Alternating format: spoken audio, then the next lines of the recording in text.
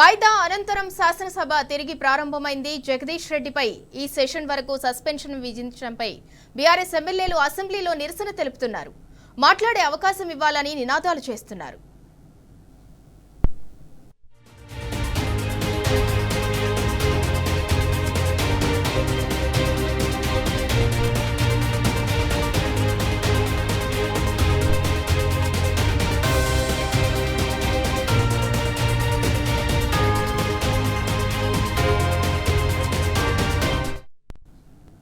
Right, ఇక ఇదే అంశంపై మరింత సమాచారం మా ప్రతినిధి కిరణ్ అందిస్తారు. కిరణ్, సింధూర మాజీ మంత్రి జగదీష్ రెడ్డి ప్రస్తుతానికి సెషన్ పాటు సస్పెండ్ చేసింది. ఉదయం మాట్లాడినటువంటి గవర్నర్ ప్రసంగాన్ని చర్చ నేపథ్యంలో మీరు అనే పదానికి తప్పుగా అపార్థం చేసుకున్నటువంటి స్పీకర్ నుంచి పూర్తిగా ఈ సెషన్ వరకు పూర్తిగా సస్పెండ్ చేయాలని కూడా కోరారు. ప్రధానంగా ఉదయం గవర్నర్ ప్రసంగం నుంచి చర్చ జరుగుతున్నటువంటి నేపథ్యంలో ఎక్కడ కూడా తప్పుగా మాట్లాడేది, కనీసం మాకు మాట్లాడేటువంటి అవకాశం ఇవ్వాలని కూడా ఇప్పటికే దాదాపు 4 గంటల తర్వాత ఈ సెషన్ ప్రారంభమైంది. రెండోసారి మధ్యాహ్నం ప్రారంభమైనటువంటి సెషన్ కాసేపటి క్రితమే పూర్తి స్థాయిలో తనను సస్పెండ్ చేసినటువంటి పరిస్థితి కనబడుతుంది. ముఖ్యంగా పూర్తిగా ఉన్నటువంటి నేతలందరూ కూడా కాంగ్రెస్ కు సంబంధించినటువంటి వాళ్ళందరూ కూడా అవకాశం ఇచ్చారు. అందులో మందుల సామెలతో పాటు ఉన్నటువంటి రామచంద్ర నాయక్ తో పాటు అంతేకాకుండా వేముల వీరేశం, బట్టి విక్రమార్క, శ్రీధర్బాబు కూడా ప్రతిపాదించారు.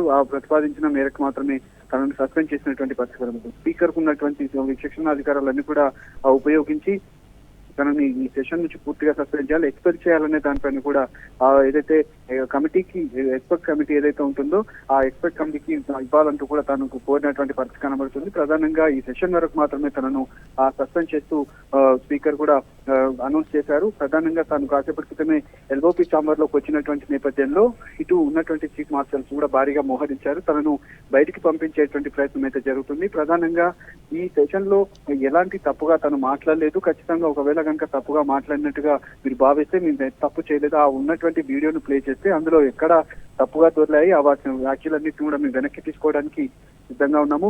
స్పీకర్ కూడా క్షమాపణ కోరుతామంటూ కూడా వాళ్ళకు కోరినప్పటికీ ఇప్పటికీ ఆ మిగతా కాంగ్రెస్ కు సంబంధించినటువంటి నేతలందరినీ మాట్లాడించారు తప్ప బీఆర్ఎస్ కు సంబంధించినటువంటి ఏ ఒక్క నేత కూడా మాట్లాడేటువంటి అవకాశం ఇవ్వలేదు. మాట్లాడుతున్నటువంటి సందర్భంలో కూడా హరీష్ రావు కూడా పెద్ద ఎత్తున గట్టిగా మాట్లాడారు. ఏదైతే చివరిగా చనిపోయేటువంటి ఉరిశిక్ష వేసినటువంటి ఖైదీకి కూడా చివరిగా మాట్లాడేటువంటి అవకాశం ఇస్తారు. కానీ ఇక్కడ సభా సాంప్రదాయం పాటించకుండా కనీసం మాట్లాడేటువంటి అవకాశం కూడా ఇవ్వకుండా నేరుగా తన మీద చర్యలు ఏ విధంగా తీసుకుంటారని కూడా ఆగ్రహం వ్యక్తం చేశారు. పూర్తిగా ఈ సెషన్స్ నుంచి మాత్రం మాజీ మంత్రి జగదీష్ రెడ్డి సస్పెండ్ చేసినటువంటి పరిస్థితులు అయితే మనకు అసెంబ్లీలో కనిపించాయి. ఇందిరా, కిరణ్, అయితే విపక్ష సభ్యులకు మాట్లాడే అవకాశం అయితే అసెంబ్లీలో ఇవ్వట్లేదు. ఒకవేళ ఇచ్చినా కూడా మైక్ ని వెంటనే తీసేసుకుంటున్నారు వాళ్ళ దగ్గర నుంచి.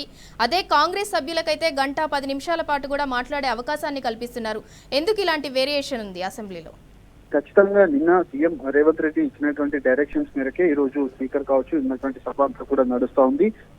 మాట్లాడుతున్నటువంటి సందర్భంలో దాదాపు 3 నేతలు ఉదయం మాట్లాడారు. గవర్నర్ ప్రసంగం పైన చర్చ జరుగుతున్నటువంటి నేపథ్యంలో కాంగ్రెస్ పార్టీ నుంచి 2 మాట్లాడారు. అంతేకాకుండా బీఆర్ఎస్ పార్టీకి అవకాశం ఇచ్చినటువంటి నేపథ్యంలో ఇటు మాజీ మంత్రి జగదీష్ రెడ్డి మాట్లాడుతున్నటువంటి సందర్భంలోనే కేవలం 5-10 నిమిషాల డిఫరెన్స్ లోనే వాళ్ళు దాదాపు 4-5 కూడా అడ్డుకున్నటువంటి పరిస్థితి కనబడుతుంది. ఆ అడ్డుకున్నటువంటి నేతలు మాట్లాడుతున్నటువంటి సందర్భంలో తనను మాట్లాడివ్వకుండా మధ్యలో అభ్యంతరం వ్యక్తం చేశారు. ఆ నేపథ్యంలోనే ఈ తప్పులు దొరలాయంటూ కూడా 11:40కి సభ 15 నిమిషాలు వాయిదాను వేశారు. దాదాపు 3:40 ప్రాంతంలో ఇప్పటికే సభ ప్రారంభం కాగానే ఈ పరిస్థితి కనిపించింది. కేవలం రేవంత్ రెడ్డి డైరెక్షన్ లోనే సభ అంతా కూడా నడుస్తుందంటూ కూడా పార్టీ నేతలంతా కూడా భావిస్తా ఉన్నారు. ప్రధానంగా రేవంత్ రెడ్డికి చేసినటువంటి వ్యాఖ్యలు డైవర్ట్ చేయడానికే ఇలాంటి ప్రయత్నాలు చేస్తున్నారు. అందుకే సభలో కనీసం బీఆర్ఎస్ నేతలకు 5-10 నిమిషాల అవకాశం కూడా ఇవ్వట్లేదు మాట్లాడడానికి అని కూడా వాళ్ళంతా ఆగ్రహం వ్యక్తం చేసినటువంటి పరిస్థితులు అయితే మనకు కనిపిస్తా ఉన్నాయి. Right, thank you Kiran.